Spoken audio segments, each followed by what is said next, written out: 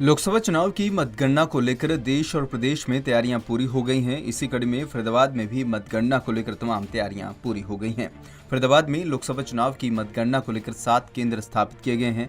इनमें एक केंद्र पलवल में होगा, जहां 3 विधानसभाओं की गिनती होगी। वहीं फरीदाबाद में 6 विधानसभाओं के लिए 6 अलग अलग मतगणना केंद्र बनाए गए हैं, जहां मतगणना के लिए 14 टेबल लगाई गई हैं। आपको बता दें कि फरीदाबाद के पृथला विधानसभा में 16 राउंड, एनआईटी फरीदाबाद में 20 राउंड, बड़खल में 21 राउंड, बल्लभगढ़ में 17 राउंड, फरीदाबाद विधानसभा में 17 राउंड और तेगांव विधानसभा में 24 राउंड के तहत मतगणना होगी। डीसीपी कुलदीप सिंह ने बताया कि जैसे शांतिपूर्ण तरीके से चुनाव करवाए गए हैं, वैसे ही कड़ी सुरक्षा के बीच मतगणना को भी शांतिपूर्वक संपन्न करवाया जाएगा। ये जैसे चुनाव तो शांतिपूर्ण हो गया है, अब फाइनल जो दिन है काउंटिंग का वो कल आ चुका है।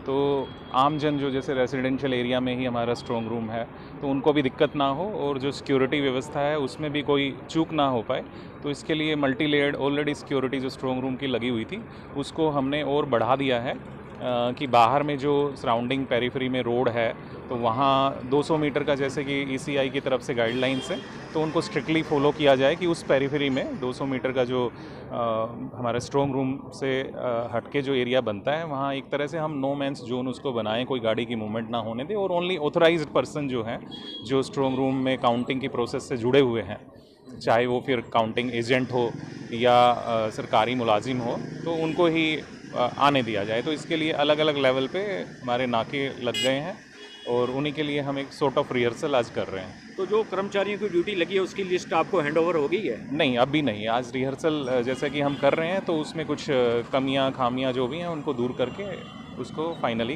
किया जा रहा है। मतदान केंद्र पे जो गणना होनी है, जैसे कि आपने अभी जिक्र किया कि बहुत शांतिपूर्वक चुनाव हुए जी। अब जो गणना का काम भी शांतिपूर्वक 3 लेयर की सुरक्षा में होगा जी। तो ऐसे में आप कितना श्योर करना चाहेंगे कि बिल्कुल कोई दिक्कत नहीं आएगी और मतगणना शांतिपूर्वक होगी? नहीं, बिल्कुल हम बिल्कुल 100% श्योर हैं इसमें और बाकी लोगों को भी। हमारा मेन कंसर्न ये है कि बाकी आमजन जो आसपास के एरिया में रह रहे हैं उनको पार्किंग को लेके, ट्रैफिक को लेके और इस तरह की जो उनको दिक्कतें थोड़ी सी हो सकती हैं, तो उसके लिए जो हम डाइवर्जेंस कर रहे हैं, तो उनके नॉलेज में हम ये लाना चाह रहे हैं कि उनको हम कम से कम दिक्कत इसमें आने देंगे।